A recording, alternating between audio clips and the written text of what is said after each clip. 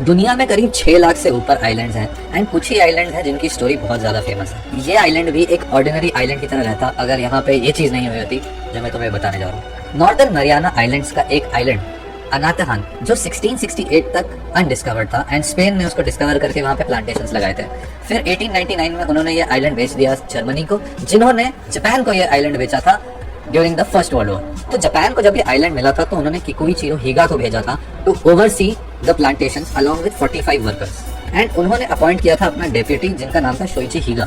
And Shoichi Higa अपनी 28 year old wife को भी लेकर आए थे एंड ये सारी चीजें हुई थी just before world war 2 had begun. अब टाइम का खेल कुछ ऐसा हुआ कि वर्ल्ड वॉर 2 उस टाइम पे स्टार्ट हो गया एंड शोइची हिगा को डर लगने लगा कि उनकी सिस्टर सेफ है कि नहीं। तो शोइची हिगा अपने सिस्टर से मिलने के लिए चले गए उस आइलैंड से एंड अपनी वाइफ को पीछे छोड़ गए। अब शोइची कुछ सालों तक वापस नहीं आ पाए एंड उनकी वाइफ जिनका नाम था काजुको, उन्होंने शादी कर ली किकुइचिरो से जो वहाँ के हेड थे। 1944 में यूएस ने 3 जापानीज शिप्स को सिंक कर दिया, उसमें से 31 सर्वाइवर्स बचे थे जो पास के एक आइलैंड अनातहान पे आए एंड वहाँ पे उनको वेलकम किया किकुइचिरो एंड काजुको। अब क्योंकि उस टाइम पे वॉर चल रही थी तो उन्होंने वहीं पे सेटल करके एक कम्युनिटी बना ली अपनी। 1946 में किकुइचिरो की डेथ हो गई and Kazuko claimed herself as the queen of Anatahan and क्योंकि वो अकेली लड़की थी वहाँ पे तो हर लड़के ने वहाँ पे ट्राई किया कि वो क्वीन से शादी कर ले ताकि उसको अल्टीमेट पावर मिल जाए आइलैंड की।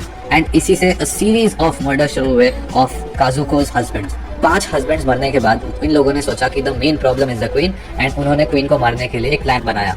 लेकिन क्वीन के जो एक एडवाइजर थे उन्होंने क्वीन को बता दिया and they went in hiding and 1950 में ही काजुको को रेस्क्यू कर लिया गया जब एक शिप वहां से जा रही थी उस आइलैंड के पास से। काजुको ने एक व्हाइट फ्लैग वेव किया।